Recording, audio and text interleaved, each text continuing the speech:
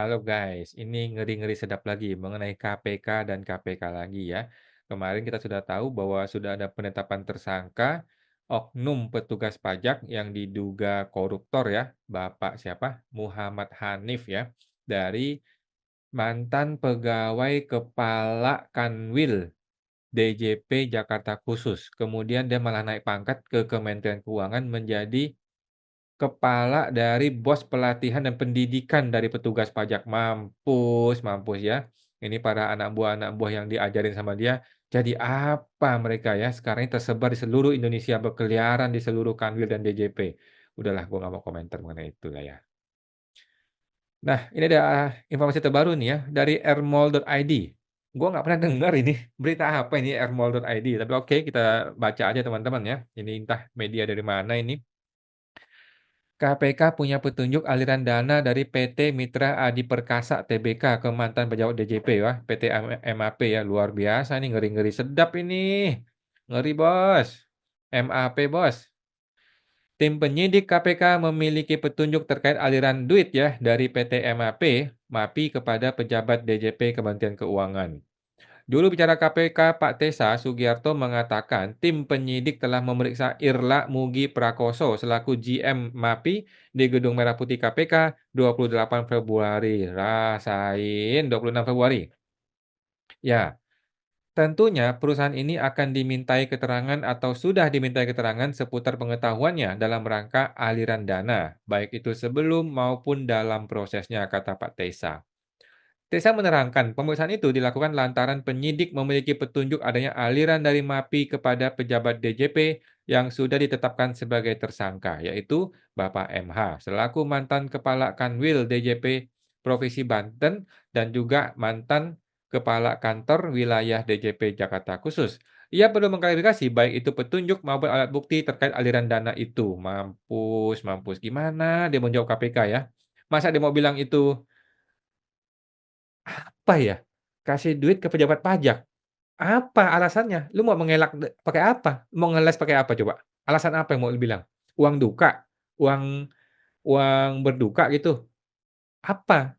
Nggak ada pembenaran yang bisa dilakukan. Ini udah skakmat ini, Bos.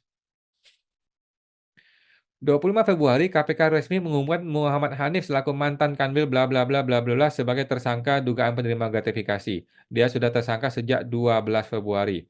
Dalam perkaranya, Hanif diduga perbuatan yang berhubungan dengan jabatan dan berlawanan dengan kewajiban tugasnya dengan menggunakan pengaruh dan koneksinya untuk kepentingan dirinya dan anaknya Ibu Feby Faramita yang hari ini sudah hilang dari media sosial ya, yang memiliki usaha fashion brand untuk pakaian pria bernama FH Por Home by Feby Hanif yang berlokasi di Victoria Residence Karawaci. Tersangka Hanif diduga menerima gratifikasi bla bla bla total 21,5 miliar. Lumayan, Bos, Bos. Bapak Sarep, yang gratifikasi pesawat ke Amerika aja santai aja nggak pernah diperiksa apalagi tersangka. Jangan tebang pilih, tanggung jawabmu di akhirat akan menyusahkan pejabat macam kalian. Oke, siapa itu gratifikasi pesawat? Makanya nebeng dong agar aman katanya. Oh gitu, nebeng siapa? Nyali KPK harus lebih berani dari kejaksaan, jangan terbalik. Ya, gue setuju ya. Jadi kejaksaan aja sudah bergerak sangat sangat kencang ya. Semua ditangkap-tangkapin. Sekarang KPK tinggal tunggu aja nih. Kortes bagaimana Kortes, Pak? 1,3 triliun Pak Kortes, Pak. Pak Tesa, halo Pak KPK. Bapak Wawat, astagfirullah, begitu mudahnya orang-orang pajak ini dapat uangnya. Kita rakyat susah sekali hidup sehari-hari juga. Babat saja korupsi dari semua tingkatan, jangan tebang pilih. Sulit Pak, sulit ya. Bapak Ian, beda perlakuan KPK kalau penerima gratifikasi anak presiden malah jadi jubir mereka. Oh gitu ya? Oke. Semakin seru teman-teman ya, dunia tipu-tipu, dunia persilatan perpajakan di Konoha Universe ya. Kira-kira apa ya alasan atau cara dia ngeles kalau memang betul-betul ditemukan ada aliran uang dari PT kepada pejabat negara atau anaknya pejabat negara? Nggak bisa. Paling dia mesti cuci tangan. Dia mesti bilang, "Ya gue korban Pak, gue diperas sama si oknum," ya paling gitu ya. Tapi ya memang benar sih diperas sih. Si oknum ini kan kirim proposal nggak maksa, tetapi kan, di balik itu kan intimidasi. Lu kalau nggak kasih gua periksa lu, kalau periksa bisa gede-gede lu kena pajaknya, kan gitu ya. Ya, buat teman-teman pengusaha ya, menurut gua, jangan deh, jangan begini-ginian ya, nggak usah, eee, nggak perlu melakukan hal-hal seperti ini ya. Kalau memang lu bersalah, ya lu siap tanggung jawab gitu aja, gitu. Nggak perlu lu kasih duit kepada orang pajak, hanya gara-gara lu ketakutan, gitu loh. Kalau mau kasih duit ke negara boleh, tapi kalau kasih duit ke orangnya, ya minimal kasih cash lah, jangan transfer, goblok ini orang-orang ini ya. Jangan transfer, kasih uang cash gitu loh, beli dolar gitu kan segepok, dolar segini, 500 juta segini Bos, ya kan. Nggak usah transfer lah, kasih uang cash aja gitu kan. Gua bisa bantu lah ya. Bercanda guys ya, bercanda ya. Bercanda bercanda. Udahlah janganlah ya, karena Eee, kita masih percaya ada hukum sebab akibat, ada hukum karma gitu ya. Apa yang lu lakukan, lu akan bertanggungjawabkan suatu hari.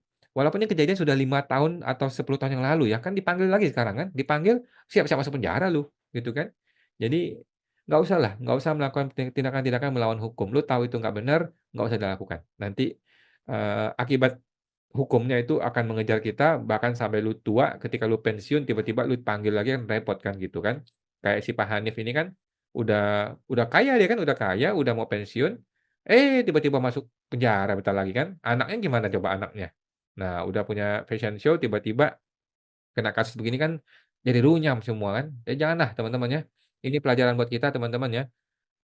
Seburuk-buruknya negara, walaupun negara ini KPK-nya katanya kurang bener dan nggak bagus, tapi nggak juga loh. Ada loh orang-orang ditangkap oleh KPK, kejaksaannya, ada loh orang yang tangkap ya, dan siapa tahu giliran Anda gitu ya. Jadi sebaiknya jangan lakukan tindakan-tindakan melawan hukum seperti ini, apalagi kasih uang kepada koruptor, kepada pejabat. Kalaupun mau kasih, kasih uang tunai, cash ya, jangan kasih transfer ya. Oke teman-teman, sampai jumpa, semoga terbantu.